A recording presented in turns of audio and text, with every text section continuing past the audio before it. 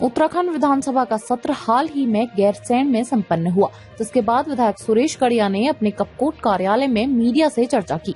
उन्होंने बताया कि इस बार विधानसभा में 1,11,703.21 करोड़ रुपए का बजट पारित हुआ, जो अब तक का सबसे बड़ा और ऐतिहासिक बजट है। इस बजट में जन भावनाओं को ध्यान में रखते हुए विकास, मोबाइल कनेक्टिविटी और जन कल्याण के कई महत्वपूर्ण प्रावधान किए गए हैं। विधायक सुरेश कड़िया ने कहा कि ग्रीष्मकालीन राजधानी गैरसैंण को विशेष महत्व दिया गया है। उन्होंने इसके लिए प्रधानमंत्री नरेंद्र मोदी और मुख्यमंत्री पुष्कर सिंह धामी का आभार व्यक्त किया। साथ ही उन्होंने नगरीय क्षेत्र में चिन्हित भवनों और दुकानों को ध्वस्त करने के आदेश पर चिंता व्यक्त की। विधायक ने विधानसभा अध्यक्ष रितु खंडूरी से अपील की कि इस आदेश पर रोक लगाई जाए और स्थानीय निवासियों को उचित पटा उपलब्ध कराया जाए। सुरेश कड़िया ने कहा कि उनका लक्ष्य विकास को तेजी से लागू करना है, लेकिन इसके साथ ही नागरिकों के अधिकार और स्थानीय हितों की रक्षा भी सुनिश्चित की जाएगी। उन्होंने उम्मीद जताई कि पारित बजट से क्षेत्र में आर्थिक और सामाजिक विकास को नई गति मिलेगी। आज स्थापना के 25 वर्ष पूर्ण होने पर हम सभी के लिए गर्व और कृतज्ञता और संकल्प का अवसर है।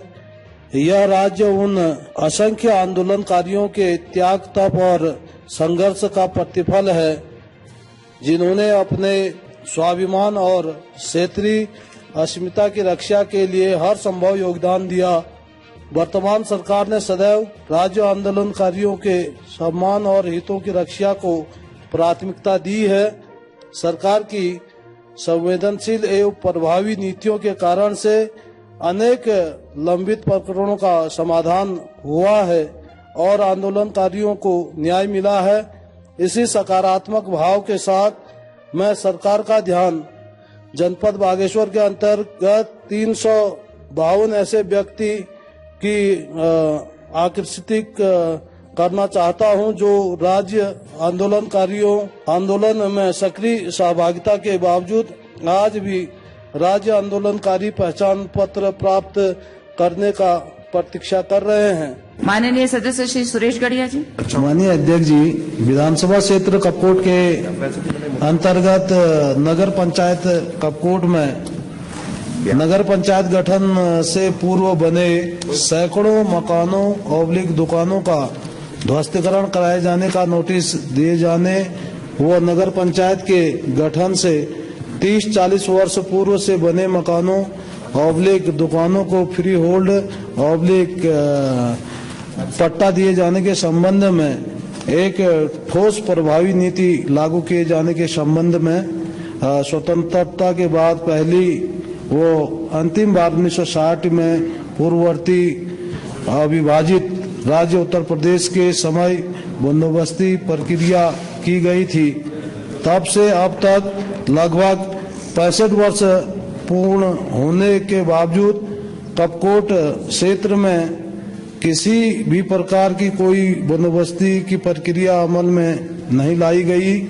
तत्समय तत्कालीन बंदोबस्त अधिकारियों कर्मचारियों द्वारा दूरस्थ क्षेत्र कपकोट विधानसभा में मनमाने तरीके से वास्तविक तथ्यों के विपरीत राजस्व अभिलेखों में प्रविष्टियां कर दी गई और दूरस्थ क्षेत्र होने के कारण से बंदोबस्त प्रक्रिया का व्यापक प्रचार प्रसार में कमी एवं आम जनता में जानकारी के अभाव में संबंधित भूमि का कब्जा व उपयोग पीढ़ियों से होने के बावजूद भी उनकी भूमि उनके नाम दर्ज नहीं हो पाई।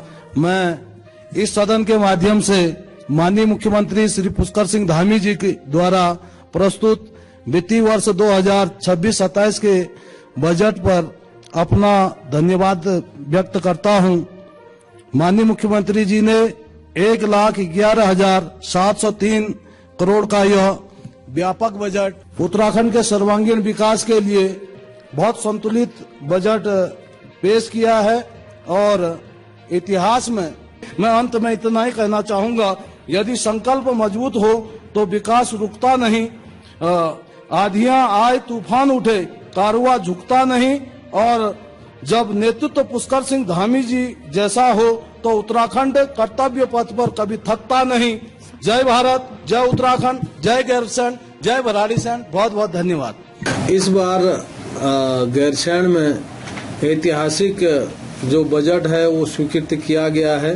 तो 1,11,703.21 करोड़ रुपया जो है स्वीकृत किया गया है और सभी जन भावनाओं को ध्यान में रखते हुए मातृशक्ति के विकास के लिए, शिक्षा स्वास्थ्य को उन्नत करने के लिए, सड़क, बिजली, पानी और मोबाइल कनेक्टिविटी और स्वरोजगार और जो ज़रूरत की चीज़ें हैं उनकी पूर्ति के लिए ये बजट बहुत ऐतिहासिक है और आज तक के इतिहास में सबसे बड़ा बजट ये स्वीकृत हुआ है, क्योंकि गैरसैंण उत्तराखंड के जन भावनाओं की राजधानी, ग्रीष्मकालीन राजधानी है और हम सब लोगों का सौभाग्य है कि लगातार उत्तराखंड प्रगति की राह पर आगे बढ़ रहा है और माननीय देश के यशस्वी प्रधानमंत्री नरेंद्र मोदी जी के